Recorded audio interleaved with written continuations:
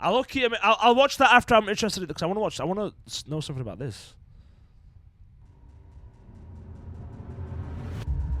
In the small, tranquil town. Okay, I'll watch this first, and I'll watch that Joseph Fritzl thing you're on about. Let's watch this, chat. Let's watch this. Keddie, nestled amidst the picturesque Sierra Nevada mountains, the idea of an unspeakable crime once likely seemed unimaginable. But in the early 1980s, the town's serene backdrop was irrevocably marred by a horrifying event that would go down in history as one of California's most baffling unsolved mysteries. The Keddie cabin murders. Okay, I'm excited now. I'm excited. The year was 1981, a time when small-town America still felt insulated from many of the horrors frequently reported in big cities. Keddie, with its rustic cabins and lush forested landscapes, was a retreat from the bustling world, where children played freely and neighbors greeted each other by name. But on the morning of April 12th, okay, bro, didn't have to show me a fucking image of kids bathing, bro. Inside cabin 28, a gruesome scene awaited discovery.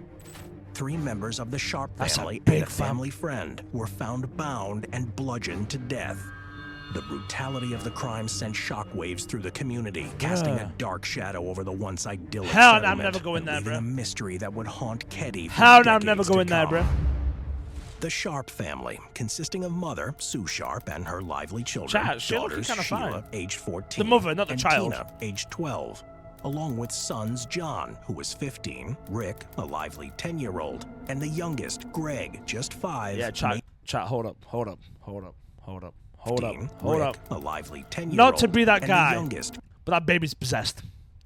That baby is 1,000,000% got a demon inside it. Look at that fucking baby, bro. No offense, no offense to the dead, bro, but that baby is possessed.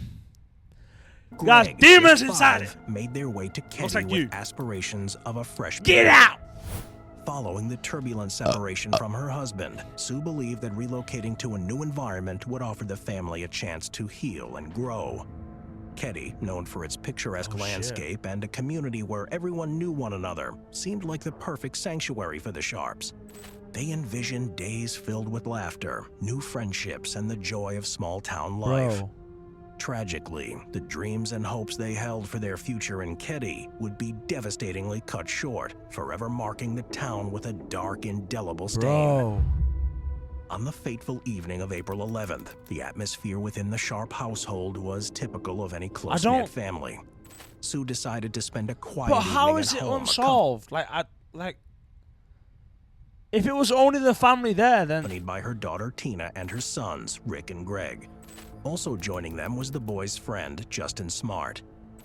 Meanwhile, the elder daughter, Sheila, sought an evening of girlish giggles and whispers, choosing to have a sleepover at the Seabolt family's residence, just a stone's throw away in the adjacent cabin number 27. As for John, he was out with good friend Dana Wingate. The allure of the evening beckoned them elsewhere. They were believed to be out visiting friends. Why am I just getting random images of fucking teens in fucking bikinis, bro? As the night wore on, the pair eventually made their way back to the Sharps' cabin, either late in the evening or in the hushed tones. But it only said 3 people died. Morning. Wait, what? As dawn broke on April 12th, the quiet was shattered by a discovery that would forever mark the history of this sleepy little town. Oh, hell no. At around 8 a.m., an unsuspecting Sheila returned to the family cabin and was met with a scene straight from a nightmare. The living room, a space once filled with the family's laughter and memories, had turned into a grotesque tableau of horror. The bodies of Sue, John, and Dana lay in chilling silence, bound mercilessly with medical tape and electrical cords. Autopsy reports later revealed the horrifying extent of their injuries. While Sue and John had met their tragic end from a combination of knife-inflicted wounds and blunt force trauma, Dana had suffered death by asphyxiation. Was choked out. Amid this grisly scene, there was a distressing absence. Tina was nowhere to be found, so she did the murder. Fears that she too had met a grim fate. But a glimmer of hope emerged from the adjacent bedroom, where miraculously the youngest of the Sharp siblings, Rick and Greg, along with their friend Justin, were found untouched by the horrors that unfolded just a room away. Forever. They had been spared physically, but the emotional scars of that fateful night would remain with them forever. The brutality of the murders in Cabin 28 inevitably led to a swift response from law enforcement. Local authorities, unaccustomed to such a heinous crime in their quiet town, immediately cast a wide net, pulling in an array of potential suspects. But the thing Initial is, if the daughter was alive and not nowhere to be found, isn't the most likely scenario that she killed them? Or is that just me tripping? Is that me tripping, or is that just me speaking facts? Spanned from close friends and relatives to more distant acquaintances and anyone who had any association with the Sharp family. I swear he's a celebrity, no? I swear. To more distant acquaintances and anyone who had any association with the Sharp family in the days leading up to the murders. As investigators delved deeper, they faced a myriad of challenges, from puzzling witness testimonies to unexpected dead ends. A couple residing in a nearby house reported being woken abruptly around. A little girl could kill me if she had a knife, bro. A little girl could kill me if she had a knife. 1:15 a.m. on the night of the murders. They claimed they were met with what sounded like faint screams piercing the otherwise serene ambiance. These brief sounds of distress were enough to rouse them, but seemed to evade the notice of those closer to the source. Surprisingly, neither Sheila nor the members of the Sebald family, whose house was mere steps away from the Sharps' cabin, reported any out-of-the-ordinary sounds that night. Their proximity to the scene of the crime makes this lack of auditory evidence puzzling, raising questions about the nature and So how did the people who were literally next door to him not hear it? They killed them. Bro, it's obvious. It's obvious, bro. The Sebald family killed them, bro. Even more baffling is the notion that amid the brutal onslaught happening in the living room of the Sharps' cabin, the two young... I'm thinking the mother suicide then killed the kids. How would the mother commit suicide then kill the kids, bruh? Use your brain! Use your brain! How would that... The Sharp siblings and their friend Justin remained untouched and seemingly unaware of the events. Furthermore, the lack of a discernible motive left investigators navigating a maze of uncertainty. Was this a crime of passion, a burglary gone awry? I think, bro, something. You know who's sus? The fucking neighbors who were literally 2 steps away. I'm talking 2 steps, like 2 feet away. They were next door to him. They didn't hear anything, apparently. That's sussy to me, bro. Because apparently neighbors from further away heard faint screams. Even more sinister. And where was Tina Sharp? Had she been abducted? The absence of any sign of forced entry suggested the attacker might have been someone the family knew. Several items, including Tina's jacket, shoes, and a toolbox, were found missing from the Sharp residence. So the dolls weren't forcibly... I'm sorry, but is it not obvious the neighbors killed them? Come on! The house's phone line had been cut and its curtains drawn closed. Additionally, a notable detail emerged when several residents, including the Sebald family, mentioned spotting a green van parked near the Sharp residence at approximately 9 p.m. on the evening of April 11th. Now, Sebald family. Neighboring resident Martin Smart, father of Justin, soon became a prime suspect after mentioning a claw hammer had gone missing from his home. Sheriff Sylvester Thomas, in charge of the investigation, later stated that Martin had provided endless clues in the case that seemed to throw the suspicion away from him. His son, Justin, also created challenges for the investigators by providing inconsistent accounts of the evening's events. There's a very good chance. Maybe the kid gave inconsistent accounts because he was fucking terrified, bro. Maybe the kid was so scared and worried of what had just happened that he couldn't think straight. That I don't blame. The dad, however, that's a different story. Your tool, the one that was surprisingly used in the killing, was there.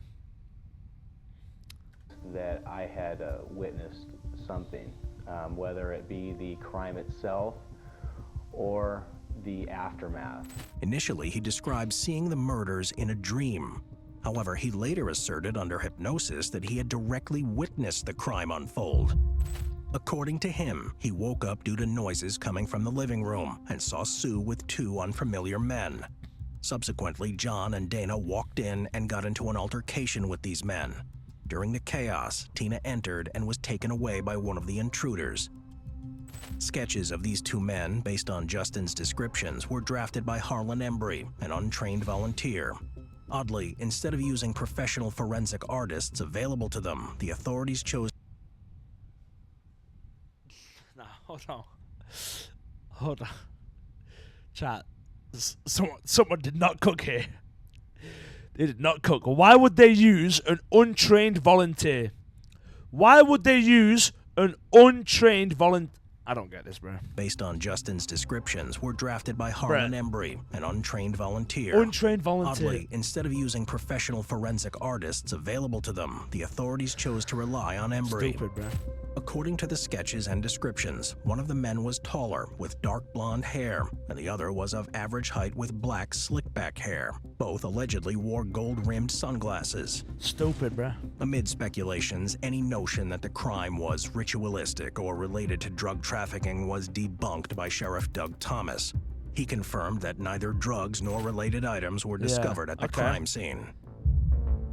Tina Sharp's disappearance was initially treated as a potential kidnapping by the FBI. This is crazy, 'cause however, by April 29, 1981, reports surfaced that the FBI had scaled back its involvement, citing that the California State Department of Justice was handling the case effectively. Authorities launched an extensive search covering a 5-mile radius around the house using police dogs, but their search yielded no results. Her whereabouts remained a mystery They must have eaten her. They must have eaten her or something. until April 22nd, 1984, 3 years. when a person collecting bottles stumbled upon a human skull fragment and part of a jawbone at Camp 18, close to Feather Falls in neighboring Butte County, approximately 100 miles from Keddie. Bro. By June of that year, a forensic expert confirmed these remains belonged to Tina. Along with the remains, investigators found a blue nylon jacket, a blanket, a pair of Levi's jeans with a missing back pocket, and an empty medical tape dispenser. In a puzzling twist, the Butte County Sheriff's Office received an anonymous call shortly after, revealing the discovery, claiming the remains were Tina's. However, this call wasn't documented. Oh, what the fuck? Intriguingly, at some point after 2013, a tape containing a recording of the call was discovered in the bottom of an evidence box by a deputy reviewing the case. Bro. In a 2008 documentary, Marilyn Smart, Martin's wife, pointed fingers at her husband and his associate, John Bo Bobity, hinting at their potential involvement in the crimes. She recalled an eerie scene on the night of the incident. After leaving the duo at a bar around 11 p.m., So the wife literally said her husband might have... What are the police doing, bro? I'm sorry. Are you stupid, bro? returned home, only to discover them hours later burning an unidentified object in the wood stove. I heard noise, and I did get up, and I went to the bedroom door, and I saw them burning something in the wood stove. This They revelation were burning the little girl. They were probably burning the little girl. Oh my god! All the evidence. Oh my fucking god, bro! All the people who've just joined, bro. Shit's getting deep. Significant when she made known that Martin also had a deep-seated animosity towards John Sharp. However, Sheriff Doug Thomas stated in the same documentary that Martin had passed a polygraph test when questioned at the Polygraph tests don't work. When will people start realizing this shit, huh? Polygraph tests don't do shit, bro. It's just not an uwu day. Not very uwu, if you ask me. In 2016, an article from the Sacramento Bee intensified suspicions around Martin Smart's involvement in the case, highlighting that Martin had reportedly driven to Reno, Nevada, shortly after the murders. While there, he sent a letter to Marilyn reflecting on his personal struggles in their marriage.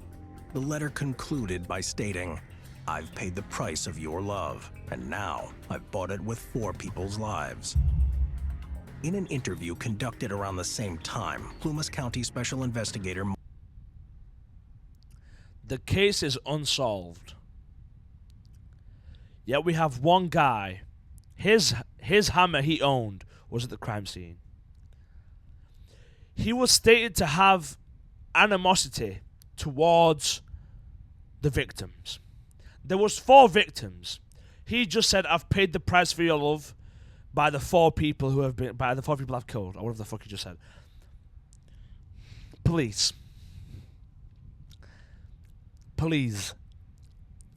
What do you mean you don't know what you don't know? How is this unsolved? Bro just admitted to it. Mike well, we're gonna do Gamberg what stated Eat that Bullets. the Eat letter Bullets was recommended the video, so we're overlooked in gonna the watch that initial one. investigation We'll check that out. and was never admitted as evidence. He subsequently expressed criticism about the competence of investigators, remarking, "You could take someone just coming out of the academy, and they'd have done a better job." Building on the concerns raised about the initial investigation, further evidence came to light that seemed to emphasize these oversight issues.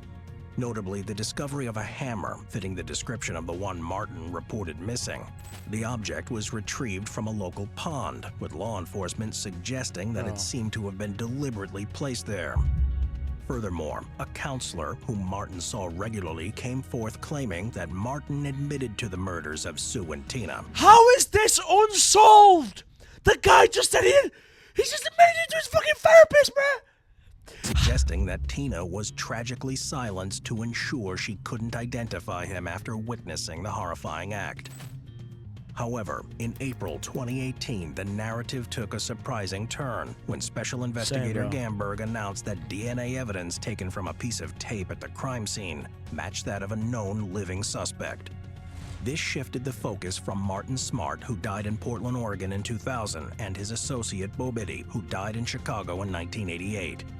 Despite these developments, the identity of the Keddie cabin killer remains elusive to this day. The Keddie cabin murders linger as a haunting chapter in the annals of true crime. A family's peaceful retreat turned nightmarish, and the echoes of that fateful night in 1981 still reverberate through the quiet town of Keddie. While subsequent investigations have shed some light on potential leads and suspects, definitive answers have proven elusive. The case underscores the enduring pain and uncertainty that families of unsolved crime victims endure, and serves as a chilling reminder of the mysteries that sometimes so sad, lurk bro. in seemingly tranquil settings. That's so sad, bro. That's legit so sad. Bro. Eat Bullets, what was the guy wanting to react to? Holy fuck, that was crazy, bro. That was actually crazy. I'm legit like flabbergasted, bro.